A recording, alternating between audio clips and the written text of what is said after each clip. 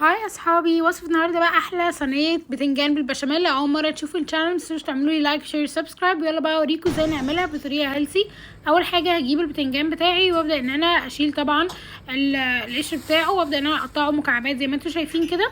هحط له شويه زيت، انا حطيت هنا زيت زيتون. هبدا ان انا ادخله كده في كل البتنجان، هي معلقه واحده. وبعدين هبدا بقى ان انا احط الاير فراير على درجه حراره 180 لمده بالظبط ممكن ربع ساعه. خدوا بالكم منها عشان بيتعمل بسرعه قوي. وما تقلقوش، نقدر نستبدل شوايه الفرن بسهوله جدا. وده كده شكله بعد ما طلع.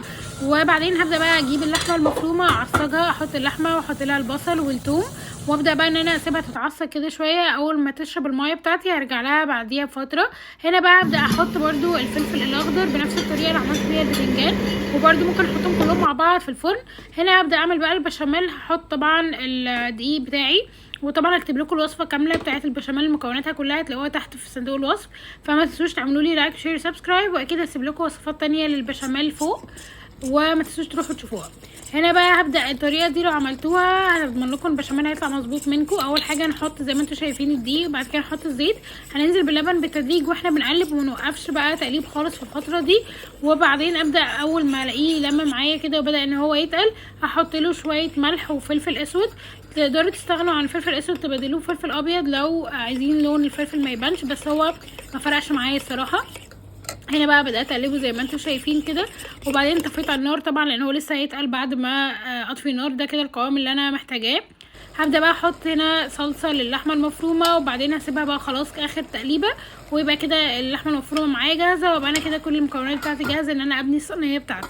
هنا بقى هبدا انزل بقى في طبق زي ما انتم شايفين بكل المكونات اللي انا جهزتها، البتنجان والفلفل الاخضر، وهنا بقى شويه فلفل الوان كده يدوها طعم ويخلوه بجد طعمه لذيذ قوي. اديتهم كام تقليبه كده قبل ما انزلهم على الصينيه. ابدا بقى اجيب الصينيه اللي انا ادخلها الفرن، هحط لها طبقه من البشاميل كده تحت في الصينيه. هحط لها طبقه حلوه لان انا مش هحط بشاميل كتير، هي بس طبقه هنا وهتبقى طبقه في النص والطبقه الاخيره زي ما انتم شايفين. وزعتها كده طبقه خفيفه، وبعدين بدات بقى ان انا احط كل المكونات كلها هي طبقه واحده. وهنزل بقى هنا على الوش كده برشه خفيفه من البشاميل عشان بس اخليهم يمسكوا في بعض. لكن انا ما بحطش طبقه بشاميل خالص في النص، هي طبقه بسيطه قوي كده زي ما انتم شايفين، علشان لما اجي احط اللحمه المفرومه تبقى ثابته معايا، هو والبتنجان كل حاجه تبقى ثابته في مكانها. هنا بقى احط اللحمه المفرومه زي ما انتم شايفين، وابدا ان انا اوزعها على الصينيه كلها. ده كده شكلها بعد ما وزعتها في كل الاطراف بتاعه الصينيه. ابدا بقى انزل باخر طبقه وهي طبقه البشاميل، وده زي ما انتم شايفين كده وانا بوزعها هي خفيفه قوي فهي اتوزعت معايا بسهوله.